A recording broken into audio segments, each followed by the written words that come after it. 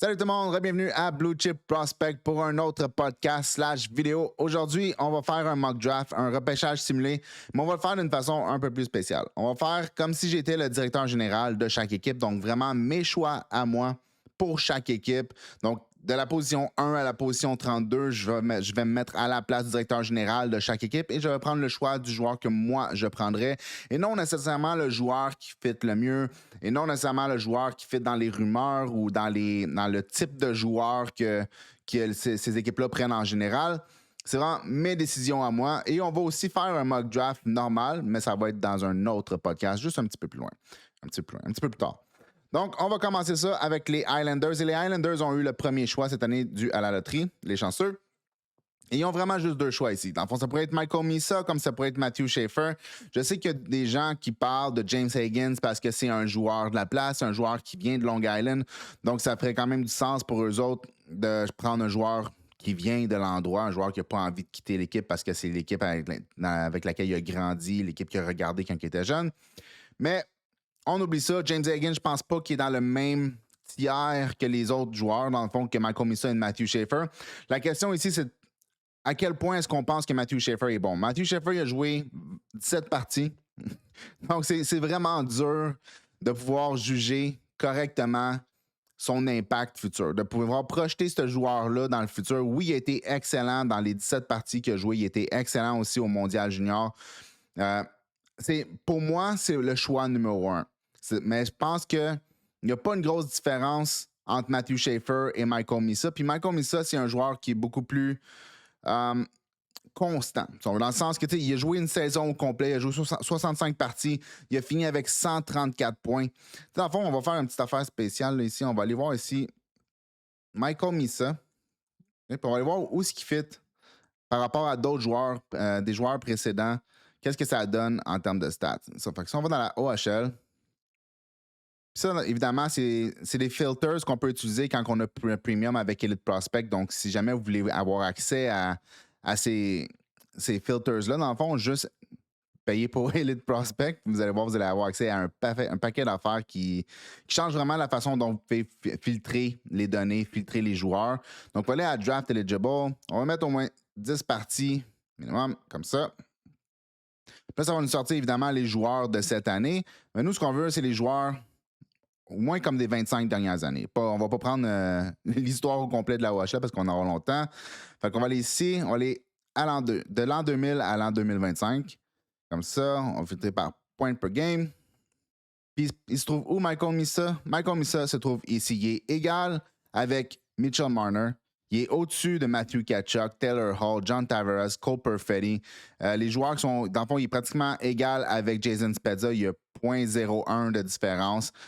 Marco Rossi, Sam Gagné, Patrick Kane, Connor McDavid, c'est les seuls joueurs qui sont au-dessus de Michael Misa. Donc, c'est vraiment une saison historique dans les 25 dernières années. On parle d'un joueur qui projette comme un joueur, dans le fond, là, de 1 point par match minimum, probablement plus que ça, qui peut scorer autant qu'il peut créer des jeux, qui peut ouvrir de l'espace pour les autres joueurs. Un joueur dynamique avec son patin, qui a des excellentes mains, un joueur qui a vraiment pas peur d'aller finir au filet. Une statistique qui peut être intéressante, là, c'est Michael Misa, il a 60 quelques buts, si je ne me trompe pas. Ouais, il a 62 buts en 65 parties. Dans ces 62 buts-là, il y en a 29 qui ont été directement dans l'enclave. Donc, directement là, à quelques pieds du filet ou du gardien. Puis, il y en a un paquet d'autres qui ont été faits entre les deux cercles de mise en jeu, dans le fond. Donc, c'est vraiment un joueur qui tire de l'intérieur, qui joue de l'intérieur et qui fait ses buts de l'intérieur. Donc, c'est vraiment, c'est pas comme si tous ses buts étaient de l'extérieur ou qui tiraient à l'extérieur du cercle. Dans la Ligue nationale, c'est moins porté à rentrer, mais des buts qui se font de l'intérieur de la glace, qui se font proches du filet, c'est des buts qui sont très. Qui se projettent bien au niveau de la Ligue nationale. Et Michael Misa fait ça sans arrêt, dans le fond. Je ne suis pas sûr si j'ai le droit de vous montrer les stats de InStats. Je ne vais pas ouvrir InStats pour vous le montrer, sauf que vous pouvez me croire sur parole, c'est ça les stats. Okay? 29 buts dans l'enclave. Donc, personnellement, j'y vais avec Michael Misa. Tout ça pour dire que moi, je veux prendre Michael Misa. Même si Matthew Schaefer devient un défenseur numéro 1, même si Matthew Schaefer devient un joueur à la Miro Heiskanen, personnellement, j'aime mieux avoir un centre dynamique, un centre qui est capable de créer des points, qui est capable de faire 80, 90, peut-être même 100 points. Ouais, avec la saison qu'il y a eu, ce ne serait pas nécessairement de quelque chose de quand je pourrais dire, c'est quelque chose qui sort de l'ordinaire. Une saison de 134 points en 65 matchs, ça se projette bien au niveau de la Ligue nationale. Donc, moi, j'aime mieux prendre un centre numéro 1 qui est dynamique, qui va mettre des points, qui est extrêmement compétitif, qui a aussi un peu de grandeur et de grosseur. C'est quand même un joueur de 6 pieds 1. Donc, tu sais, c'est un athlète, Michael Misa. Donc, moi, je vais avec Michael Misa au numéro 1. Puis, c'est plat pour Matthew Schaefer. Dans le fond, pas c'est plat pour Matthew Schaefer. C'est un peu le fait que Matthew Schaefer a joué 17 parties. S'il avait joué la saison au complet, une grosse partie de la saison, puis qu'il aurait fini avec le même type de total de points, là, il est à 22 sur 17. S'il avait fini, mettons, avec, je sais pas moi, 80 points en 55 matchs ou en affaire comme ça, ben là, c'est sûr que ça change la game un peu, mais Matthew Schaefer a joué 17 parties. Donc, c'est vraiment dur à approcher au niveau de la Ligue nationale. Donc, moi, je vais avec Michael Misa. C'est un peu plus une valeur sûre. Puis on sait exactement ce qu'on va recevoir, puis on sait qu'on reçoit un joueur dynamique. Puis ça, ça rend la vie facile pour San Jose, parce que si j'étais directeur général de San Jose, puis que j'ai Matthew Schaefer, je me pose pas trop de questions. Je vais certainement pas aller prendre Anton Fundel ou quelque chose comme ça. J'y vais directement avec Matthew Schaefer, on passera pas trop de temps là-dessus. C'est simple. San Jose, ils ont déjà Will Smith, ils ont déjà Macklin Celebrini. Ils ont des joueurs comme Musty, Altonen, ils ont déjà Eklund au niveau de la Ligue nationale. Ils ont déjà une bonne grosse équipe, un top 6 à en devenir qui va vraiment être solide au niveau de la Ligue nationale. Le problème, c'est qu'à la défense, ils n'ont pratiquement rien. Dans le fond, ils ont Sam Dickinson qui projette comme un défenseur de première paire, mais en dehors de ça, ils n'en ont pas d'autres. Dans le fond, ils ont Luca Cagnoni qui est un petit défenseur qui est relativement dynamique avec la rondelle, sauf qu'il y a quand même beaucoup de misère défensivement. Les quelques parties qu'il a jouées dans les nationales, ça a été relativement difficile. Ça ne veut pas dire que ça ne va pas s'améliorer, sauf que ça a été difficile. Puis en plus, son offense n'a pas nécessairement popé comme on pensait que ça popperait. C'est ça. Puis sinon, en dehors de ça, c'est Shakir Mukhamadullin. C'est pas mal ça qu'ils ont. Fait que, je pense qu'il est rendu là. Tu vas avec Matthew Schaefer, ça te fait 2 défenseurs qui projettent première paire. Évidemment, c'est 2 gauchers, donc c'est un peu un problème. Mais on réglera le côté droit un peu plus tard. Mais pour l'instant, je pense que ça fait vraiment du sens pour eux autres d'y aller avec Matthew Schaefer. Il n'y a pas vraiment d'autres options. Il n'y a pas de joueur. Il n'y a pas d'autres joueurs de ce calibre-là dans le repêchage. Donc, c'est le meilleur joueur disponible. C'est aussi le type de joueur que tu as besoin. Donc, rendu là, tu y vas avec Matthew Schaefer au numéro 2. On y va au numéro 3. Et au numéro 3, dans le fond, on a quelques choix pour Chicago. Ça pourrait être Anton Fundel, ça pourrait être James Higgins, Caleb Desnoyers, Porter Martin, Roger McQueen. Je pense que Roger McQueen, c'est un peu trop tôt à cause des risques.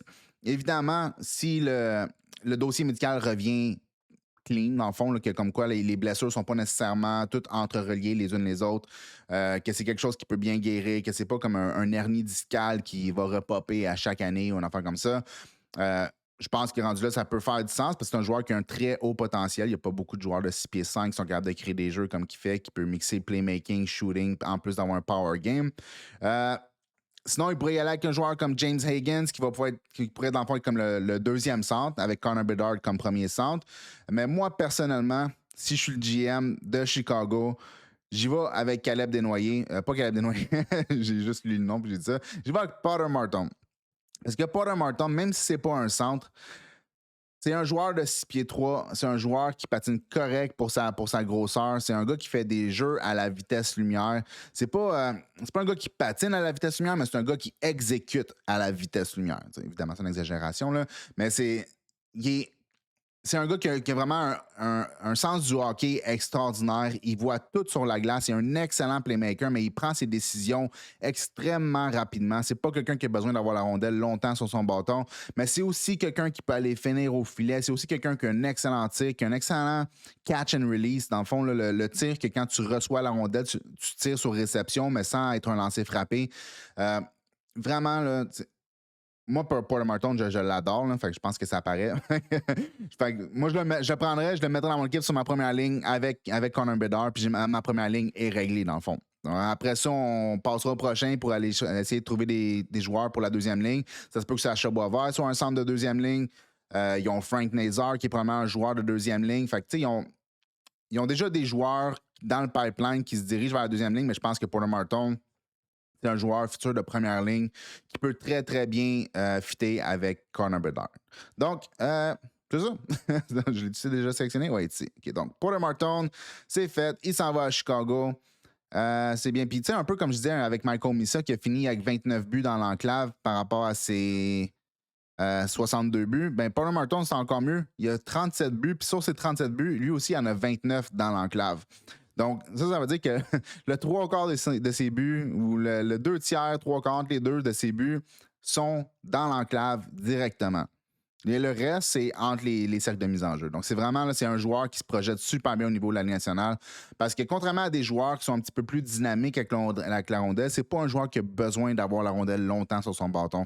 Puis souvent, c'est ça, c'est un problème au niveau des prospects. S'il y a des joueurs qui sont impressionnants à regarder, c'est des joueurs qui ont besoin d'avoir la rondelle longtemps sur son bâton pour créer des jeux. Un peu comme Jake O'Brien, il est un peu comme ça. Il va ralentir le jeu.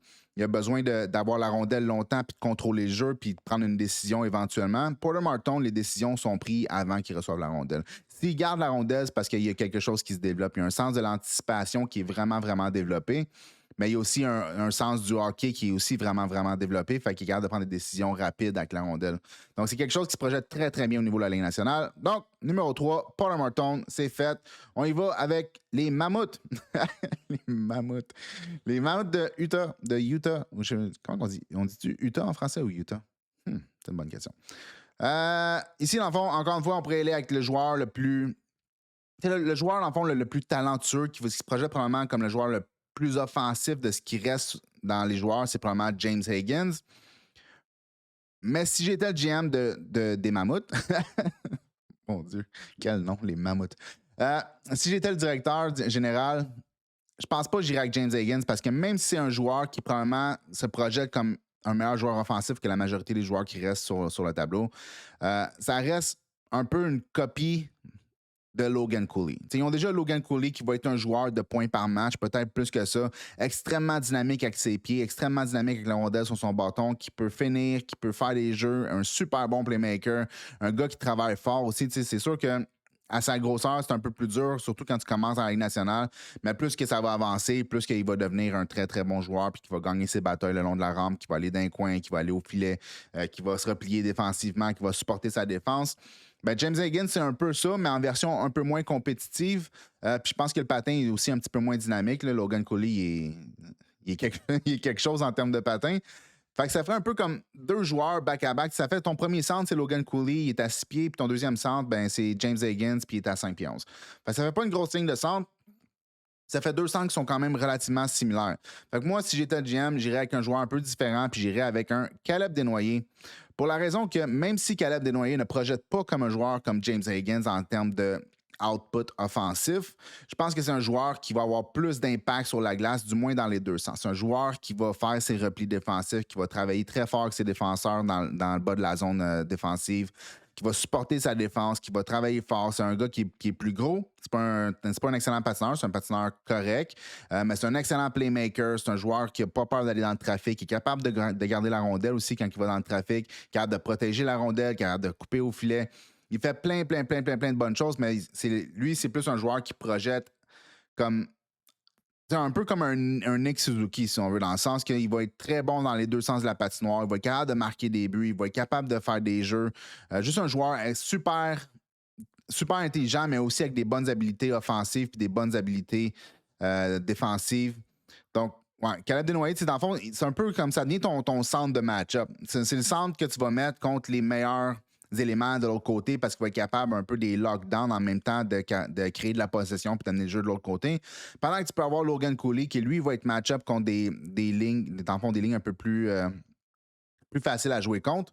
Donc, tu vas avoir ta ligne offensive, ta ligne un peu plus défensive, même si Caleb Desnoyers, c'est pas un joueur qui est juste défensif, c'est un joueur qui est quand même très offensif. On s'entend, il a le même nombre de points qu'un joueur comme Nico Hischier. Puis Nico Hischier, ben, c'est un joueur qui est pratiquement un point par match. C'est un joueur qui vient d'être voté dans le Selke, il est comme 3e, 4e dans les votes de Selke. Fait que, je vois Caleb Desnoyers dans le même type de centre. Je pense pas qu'il va être aussi bon que Nico Hischier. Nico Hischier est un peu plus dynamique avec son patin, un peu plus dynamique avec ses mains aussi. Mais quelque chose proche de là. Donc, tu sais, on s'entend, c'est... Pour une équipe qui a fini avec 1 point ou 2 points en arrière du Canadien de Montréal, qui est vraiment là, très, très proche de faire les séries, puis qui ont gagné la loterie, qui ont réussi à monter au numéro 4, puis ils peuvent se ramasser un joueur comme James Higgins, Anton Frondel ou Caleb Desnoyers. Moi, personnellement, je vais à Caleb Desnoyers parce que c'est mon choix à moi, c'est moi qui décide, parce que c'est moi le GM. Mais peut-être que les autres, ils vont avec un joueur plus offensif comme James Higgins. Je pense pas que ce soit Anton Frondel, malgré que c'est pas impossible. Mais, ouais, fait que Caleb Desnoyers, j'ai-tu choisi? Ouais, il est déjà choisi. OK, c'est fait. On passe au prochain. C'est Nashville au numéro 5. Nashville, ils ont besoin un peu de n'importe quoi. Ils ont besoin un peu de tout, dans le fond. Là. Je pense qu'ici, dans le fond, numéro 5, là, c'est probablement le plus bas que James Higgins va descendre. Je serais vraiment surpris que James Higgins aille plus loin que le numéro 5. C'est pas impossible parce qu'il reste Anton Frondel sur le board. Il reste Jake O'Brien, qui est un petit peu plus bas ici dans la liste. Là. Mais James Higgins, même s'il n'a pas eu la meilleure des saisons, là, ou la saison que tout le monde espérait qu'il aille, ça reste un excellent joueur, ça reste un excellent playmaker. Un gars qui a aussi un excellent tir, qui est vraiment pas un joueur de périmètre. T'sais, oui, dans la NCAA, dans sa première saison, ça a été un peu plus compliqué. Des fois, il se fait barrer vers l'extérieur, pousser vers l'extérieur, puis il est comme. Ils vont juste le locker le long de la board, là, puis il va rester là, puis il sera pas capable de rentrer vers l'intérieur pour faire ses jeux. Mais c'est un gars qui essaye shift après shift de faire ses jeux de l'intérieur. Fait qu'il a un bon tir, excellent playmaker, excellente mobilité dans les 4 directions, puis c'est un gars qui est inside driven, dans le fond, qui va vraiment essayer de rentrer à l'intérieur de la glace pour faire ses jeux. Donc, je pense que sa projection au niveau de la Ligue nationale, je pense que c'est un joueur qui va être un joueur de comme 70 points, peut-être même un point par match, si tout va bien. Mais, ouais, fait qu'un joueur quand même dynamique offensivement. Là, mon problème est plus le côté compétitif, le côté défensif, le côté, dans le fond, gagner ses batailles le long de la rampe. Être capable de survivre à la physicalité de la Ligue nationale. Ça n'a pas été nécessairement facile au niveau de la NCAA, mais il y a plusieurs années pour prendre la force puis s'adapter au niveau de la Ligue nationale. Donc, on y va avec James Higgins au numéro 5 pour Nashville. Puis ça leur donne un des joueurs les plus dynamiques de tout le draft au numéro 5. Fait que c'est pas mauvais. Et là, on y va au numéro 6. Et au numéro 6, on pourrait y aller avec Anton Frondel. On pourrait y aller avec Roger McQueen, Victor Eklund. Il y a une couple de bons joueurs ici. Je pense que, tu sais, dans le fond, Philadelphie, l'année passée, ils ont reculé de quelques rangs. Ils ont choisi Jet Luchenko, qui est probablement pas un choix optimal, mais tu sais, c'est un centre qui se projette comme un centre middle six, dans le fond, là, qui pourrait jouer sur une 3e ligne ou une 2e ligne. Probablement plus un joueur de 3e ligne, à mon avis, mais qui peut monter sur la 2e ligne sans vraiment créer de problème pour l'équipe. C'est pas idéal, puis ils n'ont rien d'autre pour remplacer. Donc là, à partir de là, moi, j'irai avec un centre parce que c'est ce que l'équipe a de besoin. Puis si c'est moi qui décide, évidemment, si j'ai le choix entre Anton Frondel et Roger McQueen, j'y vais avec Roger McQueen tous les jours de la semaine. Pour faire ça simple. Anton Frondel, c'est pas mon joueur préféré. C'est un joueur que quand j'ai regardé les parties, je préfère Victor Eklund. C'est 2 joueurs qui jouent souvent sur la même ligne. Puis tu vois que Victor Eklund, c'est le driver, c'est le gars qui va chercher la rondelle dans les coins, qui se bat le long des rampes pour ramener la rondelle vers l'intérieur de la glace, qui va faire une passe après ça à Anton Frondel, qui va tirer sur réception, ou qui va faire un tir de l'enclave, puis Anton Frondel va sauter sur un rebound. Donc, c'est pas un mauvais joueur pour autant. Je suis pas en train de dire que c'est pas un bon joueur, c'est juste que de la façon dont je le vois, Anton Frondel, je suis même pas sûr si je le vois comme un centre, première des choses.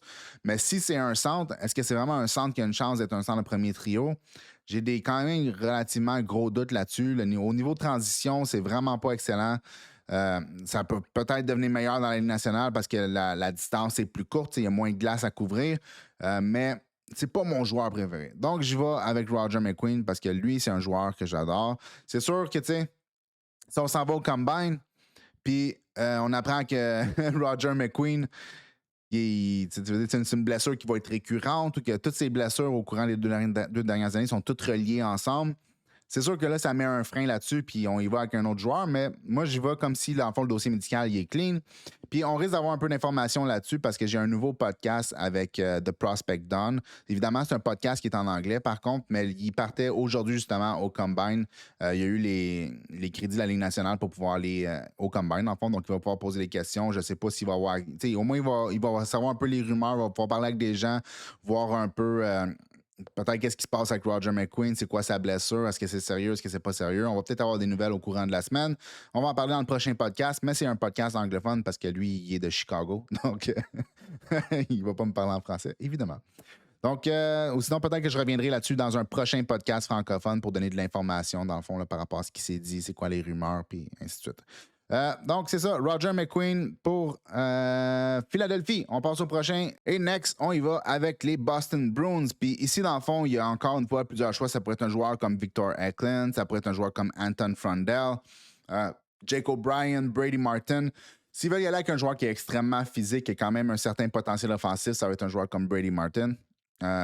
Sinon, ça peut être Anton Frundell s'ils veulent avoir un joueur qui est un finisher. Mais c'est moi le directeur général. Donc, moi, j'y vais avec Jake O'Brien. Parce que Jake O'Brien, c'est probablement le meilleur playmaker ou, du moins, s'il n'est pas le meilleur playmaker, il est le meilleur passeur du repêchage.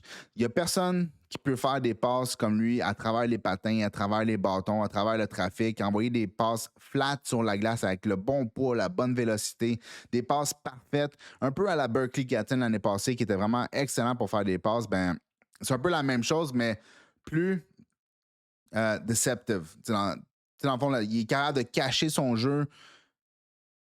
Probablement que dans tout le draft, c'est le joueur qui est le plus déceptif. Je cherche le mot en français, là, mais c'est juste un joueur qui peut vraiment cacher son jeu. Là. Tu ne sais jamais s'il va faire un tir ou s'il va faire une passe parce qu'il est capable de vendre le contraire de ce qu'il va faire jusqu'à la dernière seconde. Il a 32 buts cette saison en 66 matchs, puis Jake O'Brien, il n'a pas un gros tir. Donc, s'il a réussi à faire 32 buts, c'est parce que justement, il est capable de vendre une passe jusqu'à la dernière milliseconde, puis de faire un tir.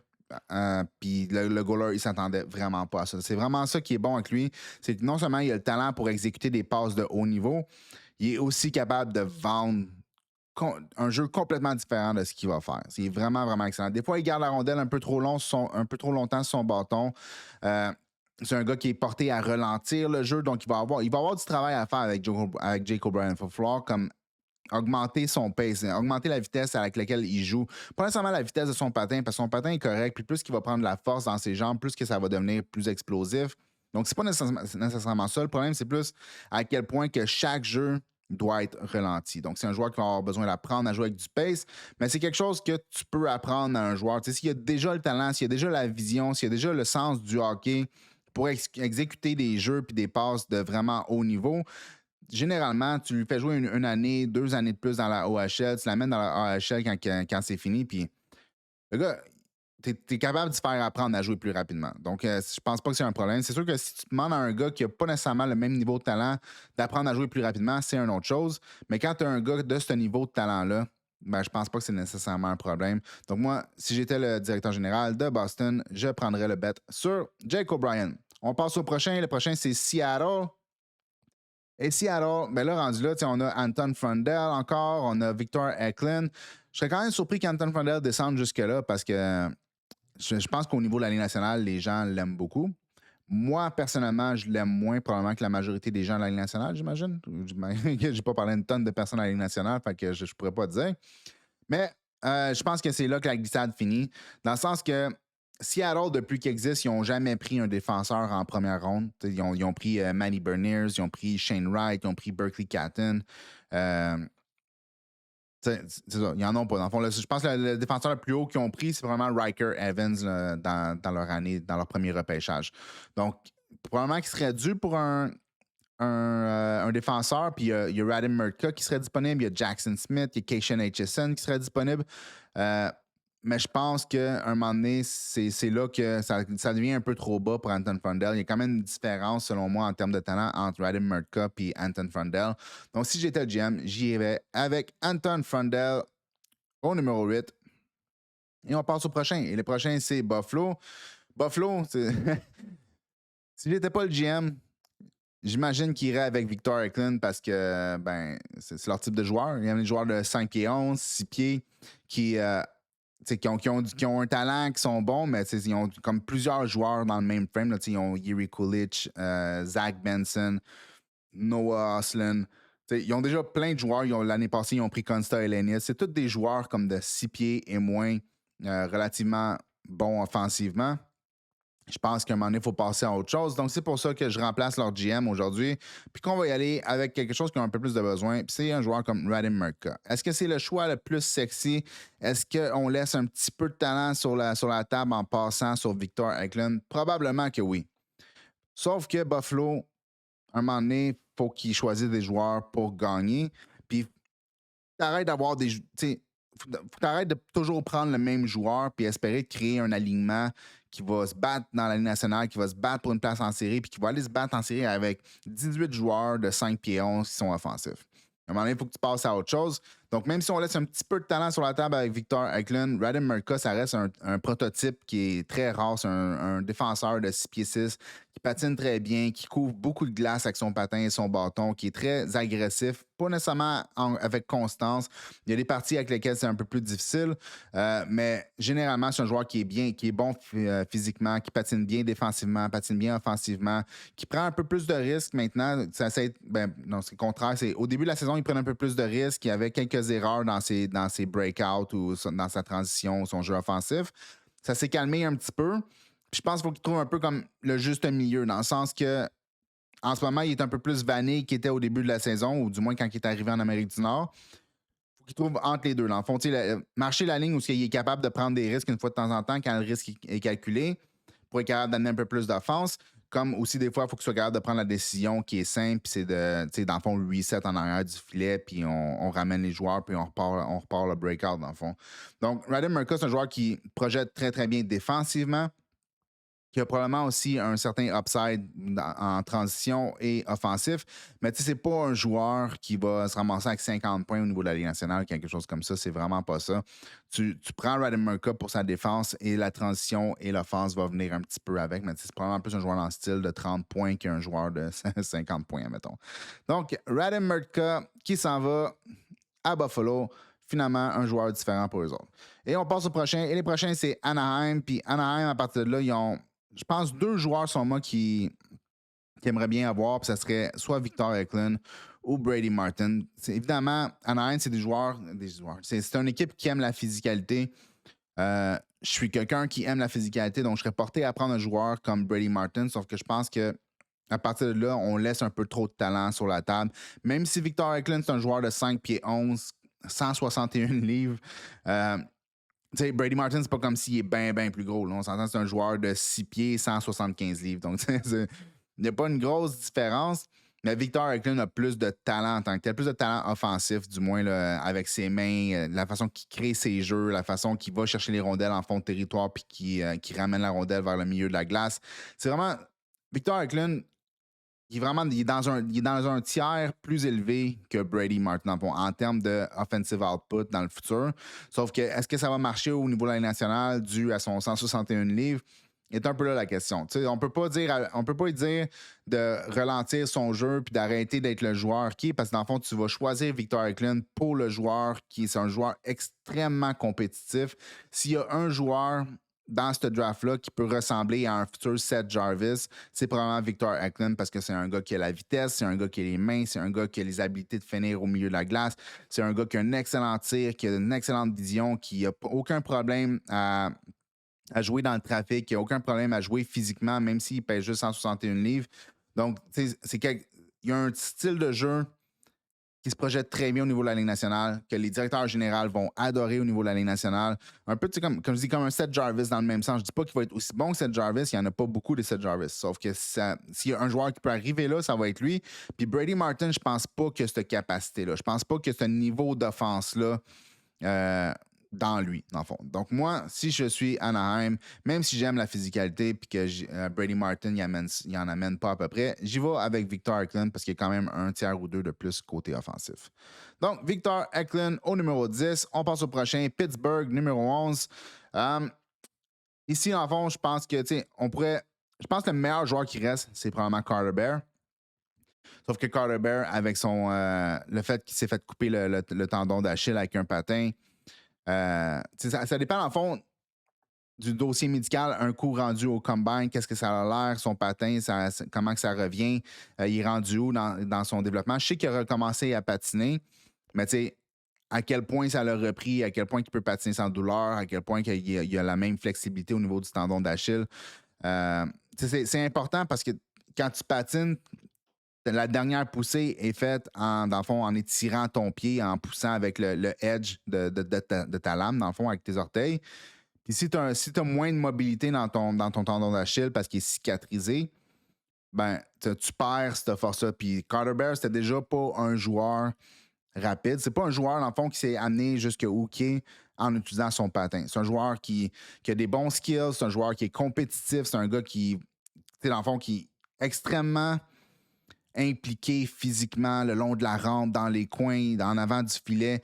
La majorité de ses buts sont faits dans l'enclave. Donc, c'est vraiment un joueur style Ligue nationale, mais le patin était déjà comme average at best. Donc là, si par-dessus ça, le tendon d'Achille a été affecté, puis ça devient en dessous de average, là, ça peut être un problème. Donc, moi, personnellement, ça dépend du dossier médical. J'aime mieux Color Bear que Brady Martin, mais ici, j'y vais avec Brady Martin parce que la différence n'est pas énorme en termes d'offense, mais Brady Martin, c'est un joueur qui est probablement plus sûr, c'est un joueur qui patine mieux, qui a des skills pas mal équivalents, mais qui frappe beaucoup, beaucoup plus fort, probablement le meilleur frappeur de tout le repêchage. Même si on le compare avec d'autres joueurs comme Daniel Prokhorov en Russie, qui est un joueur qui est 6 pieds 5, qui frappe comme un train. Mais même si on compare les deux, Brady Martin et Daniel Prokhorov, Brady Martin à 6 pieds frappe plus fort que Daniel Prokhorov à 6 pieds 5. C'est quand même assez incroyable. Donc, ouais, fait qu'on y va avec Brady Martin pour Pittsburgh. Et les prochains, ici, ça va dire. J'ai-tu choisi? Ouais. OK, ça. Ici, ça dit Pittsburgh encore, mais en réalité, c'est le choix de New York. Puis New York, s'ils ont le 12e choix, je pense pas qu'ils vont le donner à Pittsburgh. Je suis probablement ceux qui vont bêter sur eux autres, qui vont gager sur eux autres mêmes, puis qui vont se dire l'année prochaine, on va faire mieux. Fait que le choix, ce ne sera pas Pittsburgh, ça va être New York. Puis à partir de là, je pense que New York, dans le fond, dans leur pipeline, ils ont besoin de n'importe quoi, dans le fond. Il n'y a rien qu'ils ont, vraiment.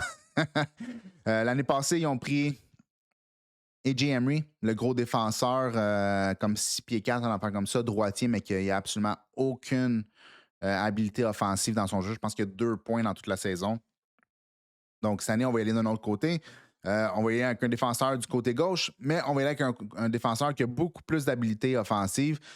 Jackson Smith, un autre gros défenseur à 6 pieds 3, encore meilleur patineur que E.J. Emery, même si E.J. Emery, c'est un bon patineur. Jackson Smith est encore meilleur. Du moins, il est beaucoup plus agile avec ses pieds. Il n'est pas juste rapide dans les deux sens. Il est très, très, très agile. Il patine à la demi-dove, des fois en ligne, en zone offensive, où ce qui va se mettre en 10-2, dans le fond, là, ou en canard, ou peu importe comment tu veux l'appeler, pour essayer d'éviter des contacts ou de passer à travers la défense. C'est un joueur qui a 54 points en 68 matchs. Il n'a pas le plus gros lancé, là, ici. Il a fait 11 buts, mais il n'a pas le plus gros lancé, mais c'est quelque chose qui peut se travailler. Mais il a une bonne vision offensive. Défensivement, c'est un joueur qui peut être très physique. C'est un peu comme Radim Murka, c'est pas nécessairement constant. C'est pas à tous les jours qu'il va être physique, c'est pas à tous les jours même qu'il va être bon défensivement. Mais tu as des années à travailler ça avec lui. C'est pas quelque chose que je vois comme un problème au niveau de la Ligue nationale. Il n'y a pas eu un bon U18. Ça m'a un peu comme refroidi sur lui, mais en même temps, toute la saison, il a été excellent. Puis c'est un joueur qui est encore en train d'essayer de trouver ses limites, pas actuellement parce qu'il joue pas, là, mais je veux dire, il est encore en train d'essayer de trouver ses limites offensives. Là. C'est jusqu'où qu'il peut se rendre, son talent peut l'amener jusqu'où. Puis c'est quelque chose que j'aime. C'est quelqu'un qui n'a pas fini, dans le fond, d'apprendre, qui n'a pas fini de trouver jusqu'à quel point il peut être bon offensivement. Tu sais, défensivement, à 6 pieds 3, avec son patin, son bâton, sa physicalité, on sait qu'il va finir par être un bon défenseur défensivement. C'est pas comme si il est perdu sa glace. Ça arrive que oui, mais il est pas nécessairement toujours, il est pas toujours perdu. Mais offensivement, il peut en amener quand même beaucoup. Fait que c'est un joueur complètement différent de ce qu'ils ont pris l'année passée. Il joue de l'autre côté, mais beaucoup plus d'offense. Je pense que personnellement, ce serait un excellent choix pour New York. Jackson Smith, c'est probablement dans tous les défenseurs qu'il y a, en dehors de Matthew Schaefer, s'il y a un défenseur qui a probablement un potentiel de jouer sur une première paire, je pense que c'est Jackson Smith. Au-dessus de Radim Murka, même Radim Murka, il tire la droite, donc ça peut être un joueur un peu plus populaire. Puis je ne pouvais pas le mettre à Buffalo parce qu'ils ont juste ça, des joueurs qui tirent de la gauche à la défense. Donc à un moment donné, il faut passer à autre chose puis prendre celui qui tire de la droite. Mais pour New York, Jackson Smith. Et voilà, on passe au prochain. Le prochain, c'est Détroit. Et Détroit, dans le fond, à chaque année, ils choisissent le joueur compétitif, gros, physique, qui joue bien dans les deux sens de la patinoire, qui a un petit peu d'habilité offensive. C'est des Ils ont pris Marco Casper. Après ça, c'était Danielson. Après ça, l'année passée, c'était Michael Branson-Nygaard. Fait que, tous des joueurs comme relativement similaires. C'est pas exactement pareil. On s'entend Branson-Nygaard puis pas Samuelson, mais mettons Marco Casper. C'est pas le même type de joueur nécessairement, mais c'est des joueurs qui se ressemblent dans le sens que c'est des joueurs un peu plus gros, qui sont compétitifs, qui ont une certaine habilité offensive, mais qui sont pas nécessairement des joueurs, des joueurs créatifs ou des créateurs d'offense ou des drivers. C'est des joueurs qui vont être plus comme en support offensivement. Donc là, cette année, il faudrait y aller avec un joueur qui est un peu plus dynamique, à mon avis, parce que ça fait 3 années de suite qu'ils vont avec le même type de joueur. Donc, cette année, on y va avec Justin Carbonneau. Parce que Justin Carbonneau, je pense que sur tout le board, oui, il y a d'autres joueurs qui ont, quand je pourrais dire, un bon potentiel offensif. Des joueurs comme Cole Resney, Colin Potter, Benjamin Kendall. Des joueurs, même Carter Bear aussi, mais il y a encore la blessure. Donc, c'est tous des joueurs qui ont un bon potentiel offensif, ou même Lyndon Lakovic.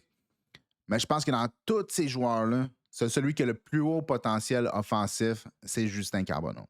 En tout cas, à mon avis. Donc, c'est la raison pourquoi, en tant que GM de Détroit, j'y vais avec Justin Carbonneau. Parce que Justin Carbonneau, il a la capacité, il a le talent pour être un joueur top 6 et il a le talent pour être un joueur de première ligne s'il faut. Tu sais, dans le fond, si tout clique, Justin Carbonneau peut être un joueur de première ligne. Peut être un allié de première ligne qui est probablement le finisher sur sa ligne, pas le driver. Mais tu sais, ils ont déjà des Dylan Larkin puis des Mason Raymond. T'en rajoutes un autre à côté de ça. Fait que c'est. Anyways. Tout ça pour dire que je pense que Justin Carbonneau est le bon choix. Je pense que Lyndon Lakovic aussi pourrait être un bon choix ici. Mais j'aime mieux Justin Carbonneau, une petite coche au-dessus. Donc, on y va avec Justin Carbonneau à Détroit. On passe au prochain. Le prochain, c'est Columbus. Et Columbus, ici, c'est une bonne équipe. C'est une bonne équipe au niveau de la Ligue nationale. C'est une équipe qui a déjà un peu de tout dans son pipeline, mais un peu moins à la défense. Sauf que la majorité de ce qu'ils ont dans le pipeline pour la défense, c'est des joueurs qui vont jouer à gauche. C'est comme des Denton Matejchuk qui a joué un peu dans la Ligue nationale, mais c'est un peu ça la relève. C'est des joueurs qui vont plus jouer à gauche. Donc moi, ici, je vais aller avec Logan Hensler. C'est parce que je pense que Columbus, c'est une équipe qui peut se permettre d'y aller un peu plus avec je pourrais dire, un choix fait en fonction de ce qu'ils ont besoin et non nécessairement un choix pour le meilleur joueur disponible parce que même rendu là, tu es rendu au numéro 14, c'est pas comme si on sait vraiment c'est qui le meilleur joueur disponible. C'est tous des joueurs qui sont dans le même tiers. Puis à partir de là, tu y vas un peu avec qu'est-ce que tu préfères ou le joueur que tu trouves que toi est le meilleur. Mais moi, personnellement, entre Lyndon Lakovic, Logan Hensler, tous ces joueurs-là, je pense que Lyndon Lakovic est probablement le joueur que j'aime le plus. Sauf que Logan Hensler est probablement le joueur qui a le plus de besoin, puis je pense pas que le gap est si gros que ça. Donc, j'y vais avec Hensler pour Columbus au numéro 14. On va le prochain avec Vancouver. Vancouver, je pense que c'est un peu la même chose que Détroit. C'est une équipe qui a besoin d'une injection de talent. Puis à partir de là, je pense que ça va être relativement simple. On va y aller directement avec Lyndon Lakovic, si je peux le trouver là-dedans. Ouais, Lyndon Lakovic. Pas une grosse production là, au niveau de la WHL. Là. Il y a 58 points, 27 buts en 47 matchs. C'est pas à tout casser. Là. Si on compare ça, mettons qu'un joueur comme Ben Kendall qui a fini avec 99 points, on est quand même assez loin. Sauf que Lyndon Lakovic, ça reste un joueur de 6 pieds 4 qui patine très bien, qui a d'excellentes mains, qui a un excellent tir, qui a une bonne vision, qui est capable d'intégrer un petit peu de power dans son jeu. Évidemment, c'est un gars qui est pas très constant dans sa physicalité puis dans sa capacité de rentrer à l'intérieur du jeu, mais plus que la saison a avancé, plus qu'il a commencé à comprendre un peu comment utiliser son corps pour couper à l'intérieur, pour protéger la rondelle avec ses hanches pendant qu'il coupe à l'intérieur de la glace, ou même le long de la rampe, comment protéger la rondelle en utilisant son corps. Donc, c'est un joueur qui a un bon potentiel top 6. Je pense pas que c'est un joueur qui a un potentiel de première ligne. Je pense pas qu'on en soit là avec Lyndon Lakovic, mais c'est un gars qui peut finir ses jeux au filet. C'est un gars qui peut transitionner la rondelle en utilisant son patin. Juste un excellent choix. Puis rendu là, je pense qu'en termes de talent, c'est probablement le joueur qui a le plus de talent qui reste sur le board. Donc, Vancouver, Lyndon Lakovic. On passe au prochain. Et là, ça va être Montréal, back-to-back. Évidemment, Montréal, c'est un peu compliqué parce que ce qu'on voudrait, probablement, dans le meilleur des mondes, ça serait un centre relativement offensif parce qu'on veut un centre on aimerait avoir un deuxième centre. On aimerait avoir un deuxième centre qui a un certain gabarit. puis il n'y en a plus, dans le fond. Ou sinon, on pourrait avoir un joueur, mettons, comme un défenseur droitier, encore une fois avec du gabarit, qui est relativement bon défensivement, mais qui est aussi capable de bouger la rondelle. Puis ça aussi, ben, il n'y en a pas. Parce que dans le fond, Blake Fiddler, on s'entend, je pense que c'est un joueur qui projette probablement plus comme un joueur de troisième paire. S'il est sur une deuxième paire, c'est pas impossible, mais je pense pas. Tu sais, en ce moment, il ne projette pas comme un joueur qui va jouer sur une deuxième paire. Je serais quand même relativement surpris. Fait qu'on va pas y aller avec un Fiddler. Puis c'est le prochain joueur, dans le fond, là, que je pourrais dire comme sur la liste qui pourrait être repêché pour la droite. Puis dans les centres, ben, tu sais, Jack Nesbitt, Cole Resney. J'aime bien Cole Resney, j'aime bien. C'est quoi son nom aussi? Brandon Coots. Je pense que Brandon Coots pourrait être un très bon choix ici. Sauf que je pense que l'offense est un peu limitée. Fait que, dans le fond, un peu. Le problème, c'est que la position de deuxième centre repose un peu tout sur les épaules de Michael Hage en ce moment. Puis c'est pas comme si c'est donné que Michael Hage va être un centre de toute façon au niveau de la Ligue nationale. Donc, je pense qu'il va être capable de jouer sur une deuxième ligne. Il a bien fait cette année. Ça n'a pas été excellent comme de A à Z, mais ça a été quand même bien. Mais est-ce qu'il va jouer sur une deuxième ligne en tant que centre? Ça reste une question encore. Donc, j'aimerais savoir un centre, mais il n'y en a pas que j'aime assez pour choisir au numéro 16. Donc, rendu là, je vais y aller avec les joueurs que je préfère. Puis ici, je vais y aller avec Cation Hutchison. Parce que dans le fond, je me dis que si, tu sais, un jour, on va avoir des joueurs qui vont partir, des joueurs comme Mike Matheson, éventuellement, il va partir du Canadien de Montréal, ça va prendre quelqu'un pour le remplacer à gauche. Là, Goulet, il est signé pour 6 ans, enfin, je pense que ça, on est correct. La troisième paire en ce moment, c'est une rotation avec Jacky puis Struble. Struble, des fois ça va bien, des fois ça va moins bien. Même chose pour Jacky, des fois ça va bien, des fois ça va moins bien. Je pense que éventuellement, on peut rentrer un Cation Hutchison tranquillement là-dedans. C'est un joueur qui est un peu plus vieux. Il a fini avec 59 points en 64 matchs, incluant 26 buts dans la OHF. C'est un joueur qui va être capable d'amener de l'offense, mais c'est pas un joueur qu'il faut compter sur lui pour mettre 40, 50 points dans les nationales. Je pense que c'est plus du type comme 30 points qui est capable de claquer une coupe de bombe. Mais c'est un joueur qui patine bien, c'est un joueur qui est violent défensivement. C'est quelque chose qu'il va avoir à apprendre un peu à la Jacky, parce que Jacky, des fois, il faut qu'il marche sur la ligne entre trop de physicalité, trop d'agressivité, puis mettre son équipe dans le trouble. Ben, c'est un peu la même chose avec Cation Hutchison. Des fois, il met son équipe dans le trouble, mais c'est un gars qui n'a pas peur de jeter les gants. C'est un gars qui est extrêmement physique, extrêmement compétitif. Dans le fond, en termes de défense, c'est l'équivalent de Brady Martin, mais à la défense, dans le fond. C'est un joueur qui est limité en upside offensif, mais qui est extrêmement physique, très bon défensivement. Pas toujours constant, mais c'est un gars de 18 ans, il a du travail à faire, évidemment. Mais je pense que ce serait un excellent choix pour le futur. Un coup que on a des défenseurs qui commencent à bouger, on peut rentrer un Cation Hutchison. Puis ça amène une couche de physicalité de plus au niveau de la défense. On a déjà Lane Hudson, qui est quand même très petit. On s'entend qu'il n'est pas physique du tout. Fait que je pense qu'à un moment donné, on a déjà deux petits défenseurs, deux défenseurs sous 6 pieds. Donc, je pense que le reste de la défense, il faudrait qu'elle soit quand même relativement physique. Puis, Cation Hutchison amène ça, pas à peu près. Donc, on passe au prochain. Et le prochain rendu là, je pense que c'est assez. On va arrêter de le faire glisser. Puis, ça va être Carter Bear. Le Canadien ayant 2 choix back-à-back, je pense qu'ils peuvent prendre le risque d'avoir un joueur qui peut peut-être être affecté par sa blessure. C'est même pas impossible, en tant qu'un joueur comme Roger McQueen glisse jusque-là ou qu'il faut qu'il s'avance d'un ou 2 rangs pour aller chercher Roger McQueen. Moi, personnellement, je le ferais, mais dans ce mock draft-là, il n'y a pas de transaction, il n'y a pas d'échange, d'affaires comme ça, donc on y va avec le flow. Mais rendu là, Carter Bear, même s'il y a un peu de risque, si on prend un joueur, mettons, là, comme Peyton Krebs, dans le temps, c'est un joueur qui, justement, avait eu ce problème-là, s'était fait couper le tendon d'Achille. C'est un joueur qui était vu comme top 10, top 12, top 13 au niveau du repêchage. Je pense qu'il a fini 16e ou 17e, une affaire comme ça. Puis finalement, il n'est pas devenu ce que le monde pensait qu'il allait devenir, même si c'est un gars qui était talentueux, c'est un gars qui était compétitif. Puis on ne sait pas, dans le fond, est-ce que c'est le fait qu'il s'est fait couper le tendon d'Achille, ça a ralenti son patin qui a créé ce problème-là, ou c'est quelque chose d'autre, il était juste pas assez bon. C'est un des deux, mais je pense qu'il y a l'effet tendon d'Achille coupé. OK? Donc, moi, personnellement, étant un Canadien, étant la situation dans laquelle on est, je pense qu'on a besoin d'avoir les joueurs avec le plus de upside possible. Ici, on aurait pu prendre Cole Resney. Je pense que c'est un joueur qui est un excellent joueur, mais c'est un joueur de 5 pieds 10. Je ne suis pas sûr si j'en veux d'autres dans l'alignement. Et puis, comme je suis le GM, ben, je le prends pas. Fait que ça aurait pu être Braden Coatsy, qui est un joueur de 6 pieds. Mais j'aime mieux prendre une chance avec Carter Bear et Keishan Hutchison. Je pense que c'est deux excellents choix pour Montréal. Et on passe au prochain, c'est Calgary. Et là, Calgary, je pense qu'ils vont y aller avec justement Braden Coots. On peut le trouver. Braden Coots. Qui dans le fond un des choix que j'aurais probablement aimé avec le Canadien, sauf que je me suis dit que j'avais un petit peu plus d'upside avec Carter Bear puis avec Keishan Hutchison. Braden Coots, c'est un joueur qui fait tout bien. Il patine bien, tire bien, fait des bonnes passes, se bat le long des rampes, va au filet. Il fait tout bien. Il a très bien fait aussi au U18. Il a bien fait dans sa saison dans la WHL. C'est sûr qu'il jouait pour Seattle, donc c'est un peu plus tough. Là. C'est pour ça que les stats, 63 points en 60 matchs, c'est pas extraordinaire. Là. Tu regardes ça et tu dis, ouais, OK. Sauf que il est meilleur que ce que les stats indiquent. Puis ça, c'est dû au fait qu'il jouait pour Seattle. Mais ça reste un joueur qui c'est pas un joueur dynamique, c'est pas un joueur qui va faire comme 60, 70 points ou quelque chose comme ça.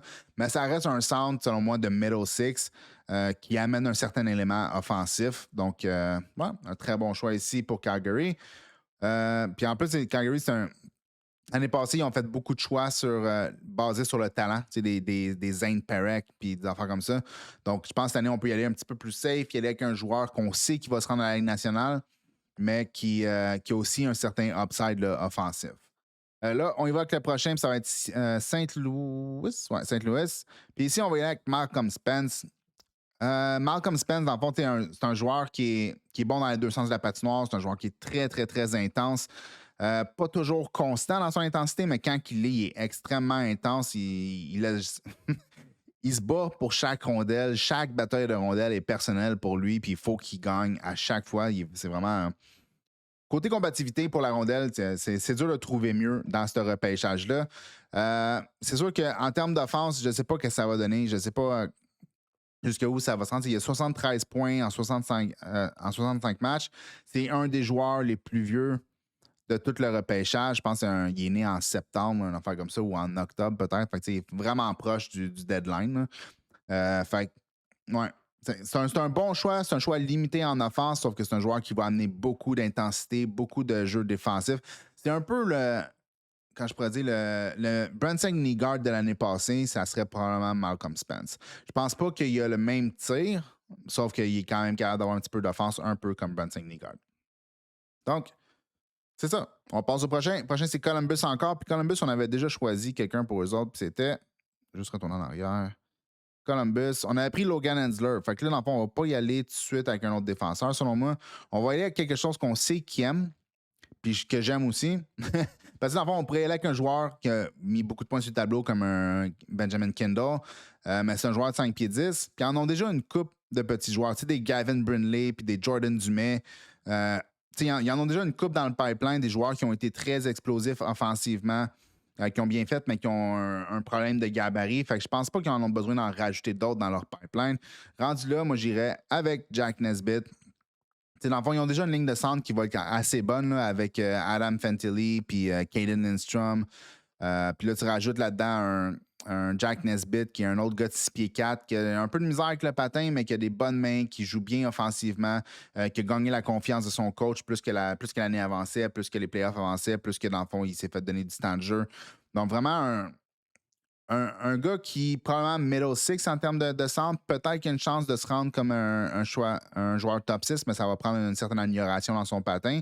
Mais en bout de ligne, c'est un choix qui est quand même safe. C'est un gros joueur qui est capable de jouer physiquement, qui va être bon défensivement, impliqué dans toutes les zones. Donc, je pense que c'est un bon choix. Un choix safe, mais un bon choix au numéro 20 pour Columbus. On passe au prochain, puis là, c'est Ottawa. Ottawa, l'année passée, ils ont pris Yakim Chuck, donc ils ont pris un joueur de talent qui joue à droite. Je pense pas qu'on ait besoin de prendre un autre défenseur ici. Puis je pense qu'à un moment donné, c'est là qu'il faut qu'on arrête de descendre. C'est avec Cole Resney. Cole Resney, il a fini la saison avec 26 ou 27 points, quelque chose comme ça, dans les playoffs. Là, je suis plus trop sûr. On va même aller voir. On va aller ici. Là. Cole Resney. Cole Resney. Bon, ça. Ouais, c'est ça. 25 points en 11 matchs. Puis il a quand même fini avec 92 points dans la WHL. C'est définitivement un joueur qui est plus un playmaker qu'un shooter en tant que tel. C'est pas un gros joueur à 5 pieds 10, mais il est presque 190 livres. Puis mon plus gros problème avec Cole Rejny, c'est que c'est pas un patineur dynamique. Fait qu'un joueur de 5 pieds 10 qui est pas un patineur dynamique, ça peut être un peu plus dur. Ça ne veut pas dire que ça va être facile de transitionner au niveau de la Ligue nationale, mais c'est un gars qui a une bonne vision, il fait des belles passes, il a des bonnes mains, il a vraiment pas peur d'aller dans le trafic. T'sais, on l'a vu dans le fond au U18 quand il est rentré. Là, je me souviens pas c'est quoi ses stats au niveau du U18, mais il a bien fait, si je ne me trompe pas. Là. 8 points en 5 matchs, incluant 5 buts. Fait que, on sait qu'il a bien fait, mais sa saison au niveau de la WHL en dit plus pour moi que ce qu'il a fait au niveau du U18.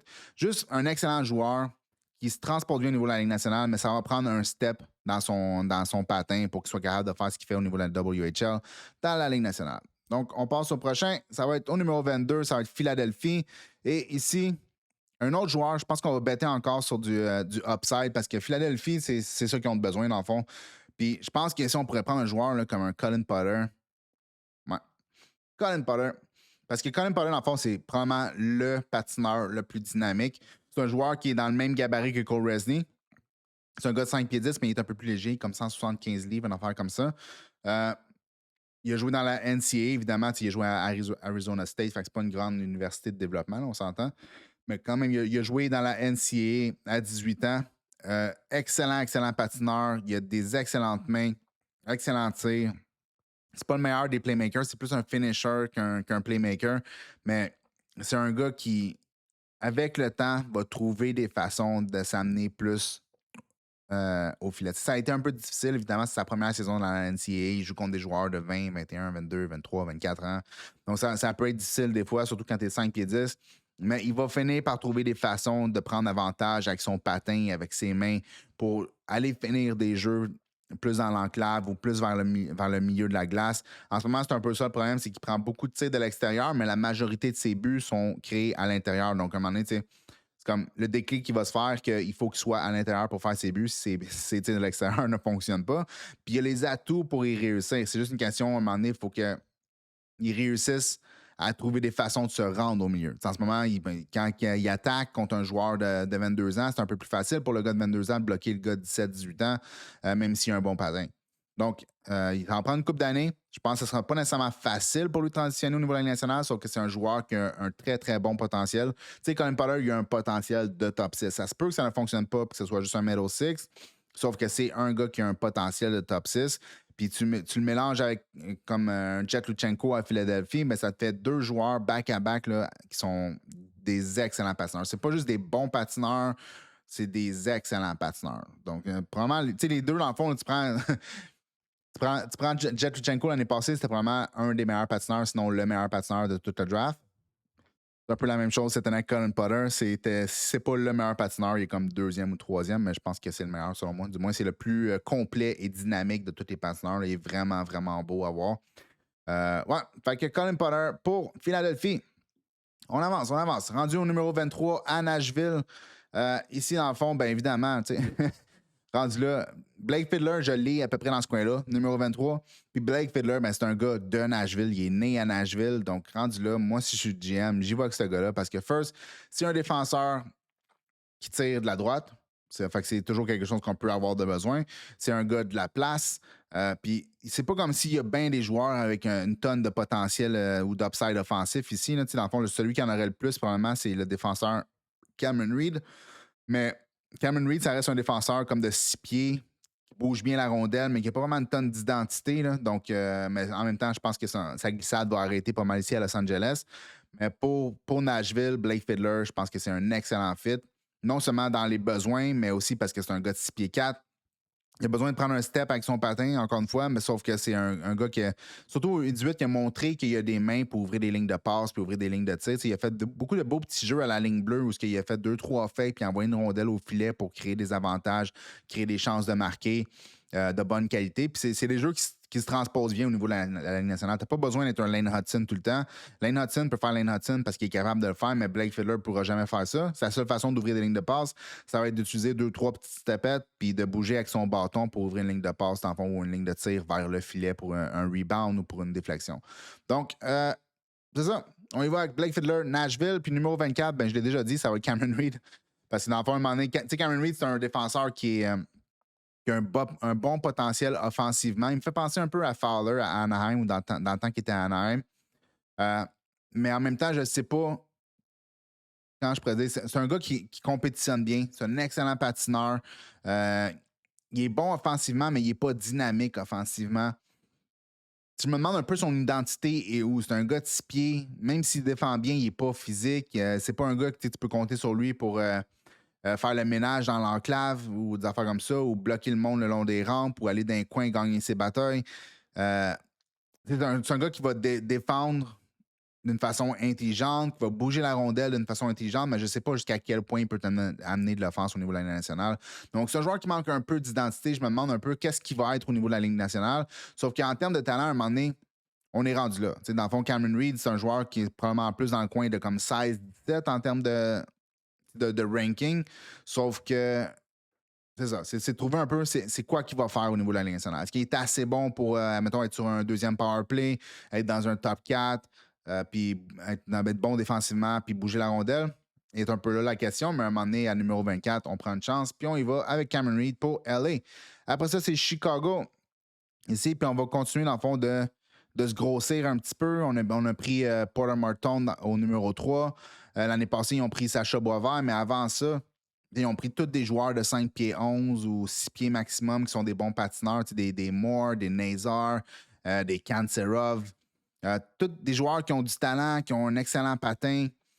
Ils ont aussi Nick Lardis, mais Nick Lardis, c'est un joueur de 5 pieds 10, 5 pieds 11 qui triche énormément pour son offense. Donc, je pense qu'à un moment donné, ça prend un peu plus de 16. Puis si on prend un joueur que moi j'aime beaucoup, mais c'est pas nécessairement le cas pour tout le monde, il se trouve où? Où es-tu? Ouais, et c'est William Moore. C'est deux joueurs du programme américain, Jack Murtagh puis William Moore. Moi, personnellement, j'aime beaucoup plus William Moore. C'est un joueur il a des bonnes mains, il a un bon tir, il a un bon sens du jeu, il est capable de faire les belles passes, il est capable de bien patiner. Puis une fois de temps en temps, il est capable d'incorporer un peu de power dans son jeu. On l'a vu au U18, qui a utilisé un peu son corps, même s'il est léger, il a beaucoup de temps pour justement prendre de la force. Mais il a utilisé son corps justement pour frapper, pour protéger la rondelle, pour bloquer les joueurs le long de la rampe, aller gagner ses batailles dans les coins. C'est un élément qui se développe dans son jeu qui n'a pas toujours été là, mais c'est un gars quand même de 6 pieds 2, presque 6 pieds 3, je ne me trompe pas, William Moore. Donc, c'est un centre aussi. Donc, ça donne des. Quand je dis ça donne des munitions. Peut-être que Sacha Boisvert va être le centre de deuxième trio, puis que tu vas avoir un William Moore sur ta troisième ligne. Peut-être que ça va être le contraire. Peut-être que William Moore va être un joueur. Tu vas être tassé à l'aile, dans le fond. On ne sait pas, mais sauf que c'est un joueur qui a un certain power dans son jeu, qui a un certain talent, qui a aussi un certain gabarit. Donc, je pense que pour Chicago, c'est probablement ça qu'ils ont besoin, des joueurs qui ont du gabarit, qui ont aussi du talent, parce que c'est ça qui manque. On y va avec William Moore. On va au prochain, et là, ça va être Nashville encore. Nashville, dans le fond, ici, on peut voir, ils ont déjà pris James Higgins au numéro 5, Blake Fiddler au numéro 3, puis Barry Trotz, qui est on the mic, disait qu'il va prendre un goalie. Donc, on va lui donner un goalie. Parce que de toute façon, je pense qu'ils en ont besoin. C'est pas juste parce qu'il l'a dit, mais je pense qu'ils en ont besoin. Puis ça va être Joshua Ravensbergen, si je peux le trouver éventuellement. Ah non, il faut que je clique ici, goalie. Non, il y a une coupe de choix ici. Là. Ça pourrait être Ravensbergen, ça pourrait être Ivan Kovic, même Beckman, dans le fond, là, de Bécomo, moi, que j'aime bien. Mais je pense que celui qui a le package NHL le plus élevé, je pense que c'est Joshua Ravensbergen parce que c'est un gars de 6 pieds 5. Il n'a pas eu des stats à tout casser. Il n'a pas été nécessairement extrêmement constant, mais à 6 pieds 5, avec le côté athlétique qu'il a, avec son patin, son mouvement, sa lecture de jeu, son agressivité, je pense que c'est un joueur qui peut devenir un premier gardien. C'est pas impossible. Je ne suis pas le plus grand fan de prendre des gardiens dans la première ronde parce que souvent, les meilleurs gardiens, c'est des joueurs qui viennent de la 2, 3e, 4e, 5e, 6e ronde. Mais quand tu peux prendre un joueur de 6 pieds 5, qui a du talent, qui est athlétique, qui a une bonne vision du jeu. Je pense qu'on y va avec Joshua Ravensbergen à numéro 25 pour Nashville. Après ça, on y va avec Washington. Ici à Washington, en fond, c'est une équipe qui repêche bien en général, fait qu'on va essayer de bien repêcher pour eux autres aussi. Évidemment, on a des choix comme Benjamin Kendall, qui pourrait être un très bon joueur. On a aussi Bill Zanon, qui a été très, très bon dans la QMJHL ou dans la LHJMQ plutôt. Jack Murtagh, qui est un joueur un peu plus un peu plus physique, avec un gros tir, un bon patin. Je pense qu'il y a. Je sais pas, mon problème avec Jack Murtagh, c'est qu'il il est identifié bottom six, puis that's it. Je vois pas vraiment un potentiel pour lui de jouer sur une deuxième ligne ou de faire quelque chose comme ça. Je le vois pas en lui. Je trouve pas qu'il a les lectures de jeu pour se rendre jusque-là offensivement. Fait que moi, je passerais là-dessus. Cole McKinney, qui est bon aussi. Jacob Ejoisniak, qui est quand même un gars de 6 pieds 3, qui a un bon patin, un bon playmaker, un bon tir, qui a plus d'années à avancer, plus que comme trouver un peu son focus sans la rondelle. C'est un gars qui a souvent l'air un peu perdu sans la rondelle. Puis pas juste défensivement, là, mais même offensivement. C'est comme s'il a la rondelle sur son bâton, il est explosif, il est bon, il fait des bons jeux. Mais quand il l'a pas sur son bâton, il est comme un peu perdu. Mais c'est un peu ça. Il s'est amélioré au courant de la saison. Son intensité est pas encore au rendez-vous, mais il y a du travail qui a été fait. Mais moi, je vais avec Sacha Boumedienne. Pas Définitivement pas la meilleure des saisons, Sacha Boumedienne, mais il a très bien fini au U18, qui a été comme le meilleur pointeur ou le deuxième meilleur pointeur de la Sweden, de la Suède. On va aller voir. Sacha Boumedienne. Comme ça. On va aller ici. U18, Sweden. Ça, 14 points en 7 matchs quand même. C'est excellent. Ça fait qu'il est deuxième derrière Philippe Ekberg. Puis juste en avant de Ivar Stenberg, qui va être, dans le fond, tout un joueur l'année prochaine. Ça n'a aucun sens à quel point il est bon. Mais pour revenir sur le sujet principal, Sacha Boumedienne, il me fait penser un peu à Philippe Broberg, qui était à Edmonton, qui est rendu à Saint-Louis. Je ne sais pas s'il va atteindre ce niveau-là, là, sauf que c'est un excellent patineur. C'est un joueur de 6 pieds 2 qui tire de la gauche. Il est capable d'amener un petit peu d'offense. Défensivement, ça va de mieux en mieux. Ça n'a pas toujours été clean. Mais ça va. C'est quelque chose qui va s'améliorer. Le côté défensif, quand tu as déjà une bonne base avec le patin, avec les lectures de jeu, je pense que c'est quelque chose qui peut s'améliorer. Pas nécessairement facilement, mais qui va s'améliorer quand même. Puis il y a aussi, dans le fond, un bon jeu de transition. Donc, je pense pas que c'est un gars qui va en mettre plein la vue offensivement. Je suis quand même très surpris, mais c'est un gars que tu vas pouvoir compter sur lui. Probablement troisième paire. Peut-être qu'il peut être un numéro 4 dans la Ligue nationale. Mais c'est un gars qui va être capable de patiner. C'est un gars qui va être capable de défendre, qui va être capable de transitionner la rondelle du coup pour amener la rondelle en fond dans la zone offensive. Mais pas plus que ça. Je pense pas que c'est un gars qui va ouvrir bien des lignes de tir puis des lignes de passe à la ligne bleue ou qui a une bonne vision ou qui va s'aventurer le long de la rampe en zone offensive pour créer des jeux vers l'enclave. Je suis vraiment surpris. C'est pas vraiment son style, mais ça reste à voir. Fait que c'est ça qu'on a pris. Sacha Boumedienne pour Washington. Numéro 28, Winnipeg. Winnipeg, ils ont déjà, dans le fond, ils ont déjà une excellente équipe, on s'entend. Première équipe dans la ligue. Première ou deuxième, je suis plus trop sûr.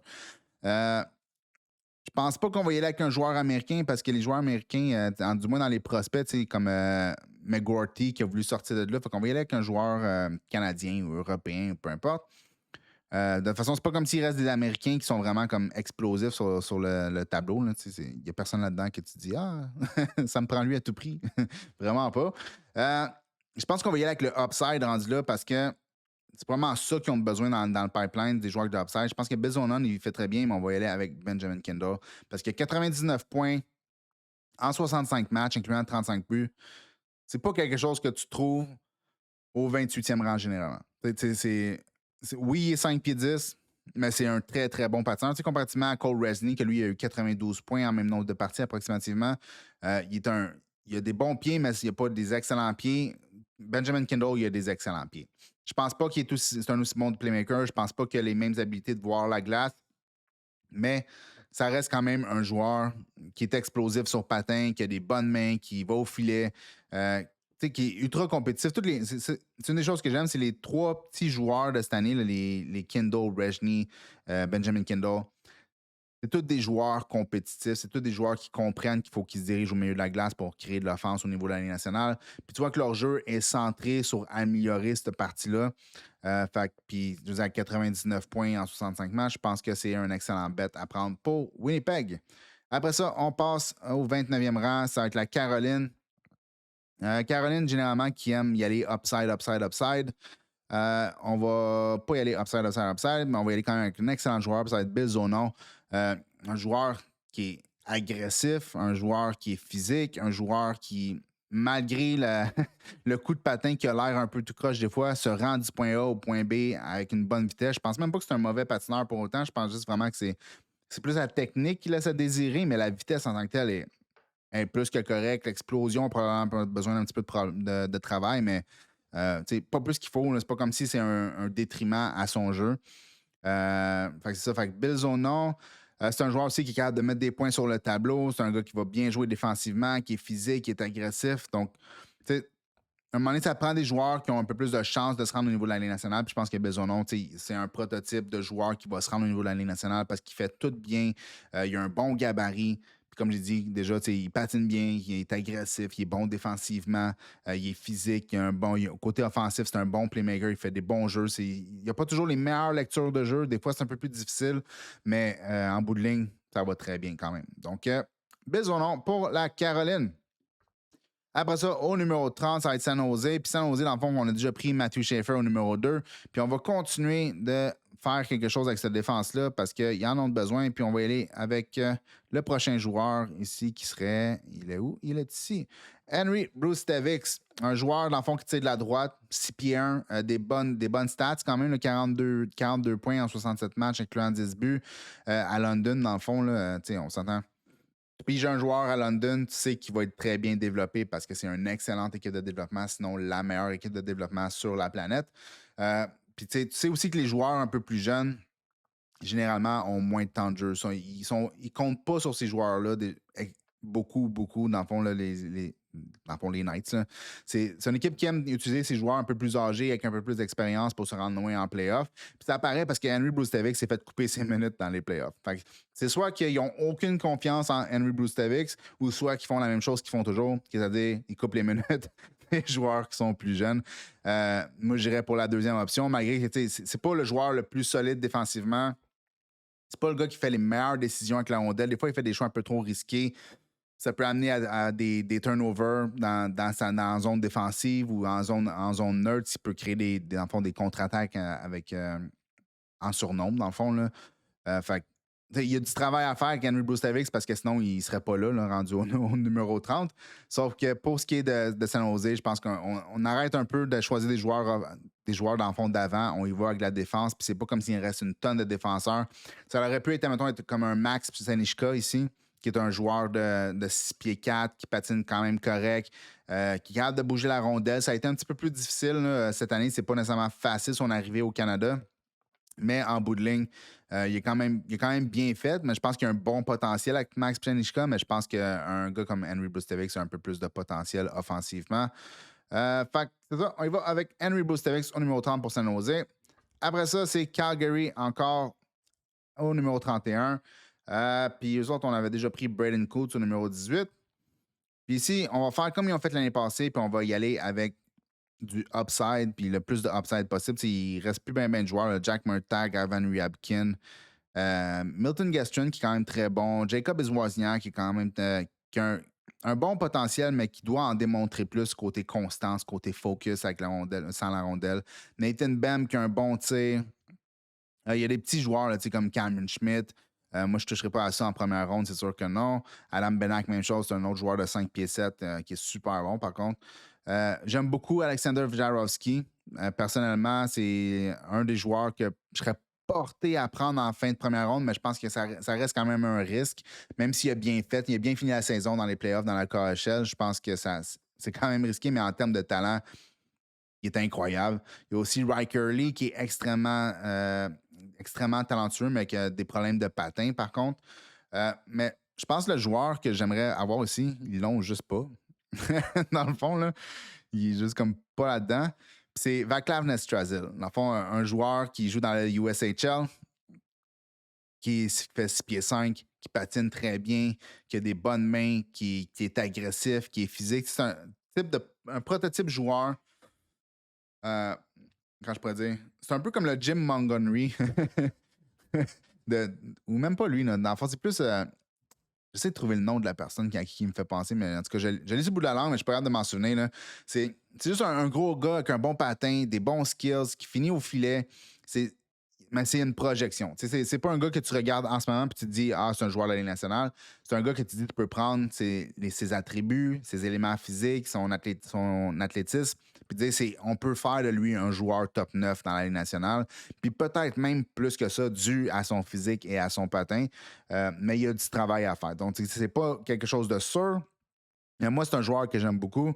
C'est un joueur, je pense que Elite Prospect aussi aime beaucoup. Le gars à qui je fais l'autre podcast en anglais, The Prospect Don, lui aussi, il l'aime beaucoup. Donc, on est plusieurs à l'aimer, mais ça a l'air qu'il y en a aussi qui ne l'aiment pas, comme Bukala, ou peu importe. Là, lui, je pense qu'il l'aime pas pantoute parce qu'il l'a pas.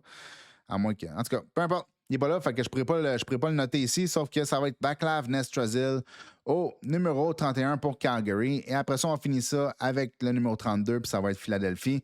Puis Philadelphie, rendu là, on a déjà pris. C'est qui qu'on a pris déjà? On a pris Colin Potter. Ouais, on a pris Colin Potter, puis après ça, on avait pris Roger McQueen. Donc, on a pris un joueur très gros, très grand, très bon. On a pris un autre joueur qui est très petit, mais qui est excellent patineur, excellente main, excellent tir, juste ultra dynamique, super le fun à jouer, à voir. Probablement un des joueurs les plus fun à regarder de toute la saison. Là, on va y aller avec un choix un peu plus sûr, mais qui est capable de nous amener aussi offensivement. Puis ça va être. Où se trouve-t-il? Où es-tu? Je ne veux pas le chercher pendant une demi-heure. Milton Gaston, un joueur qui joue dans l'intérieur de la glace sans arrêt, qui gagne ses batailles, qui a un bon gabarit, qui a un bon coup de patin, qui fait des belles passes, un bon tir, qui va au filet. Il fait tout ce que tu veux d'un joueur de la Ligue nationale, mais il est limité en. C'est quoi ça? Attends ça. Il est limité en output offensif, dans le fond. Là, je pense pas que c'est un joueur qui va mettre beaucoup de points sur le tableau, mais je pense que tu peux compter sur lui pour être un joueur de troisième ligne qui va être bon dans les deux sens de patinoire, qui va être bon en support offensif, mais qui va aussi être très bon défensivement, qui va être physique, qui va gagner ses batailles. Là. Genre de gars qui crée de la possession pour l'équipe pour laquelle il joue. Donc, Milton Gaston au numéro 32 et c'est fini. On a fait le tour, dans le fond, ici. Je peux pas. Ouais, c'est ça. À cause qu'ils n'ont pas. Ils n'ont pas Vaclav Nestrasil dans la liste. Dans le fond, ça l'a mis Milton Gastrin à Calgary. Là, mais évidemment, Milton Gastrin s'en vient ici, puis Nestrasil s'en vient ici. Fait que c'est pas mal ça pour ce qui est du top 32, le mock draft, comme si j'étais GM. Ce qu'on va faire, c'est on va finir ça là. Puis dans un prochain podcast, je vais faire la même chose, mais on va faire ça avec les choix comme si j'étais pas le GM. Dans le fond, comme si les. Dans le fond, on va se fier un peu aux rumeurs, on va se fier un peu à ce que j'entends avec The Prospect Done, dans le fond du Combine. Puis on va y aller aussi avec les fits des équipes. Dans le fond, quel joueur qui peut fitter le plus avec telle équipe. Fait que c'est pas mal ça pour aujourd'hui. J'espère que vous avez apprécié. Comme d'habitude, on vous voit dans le prochain. Peace.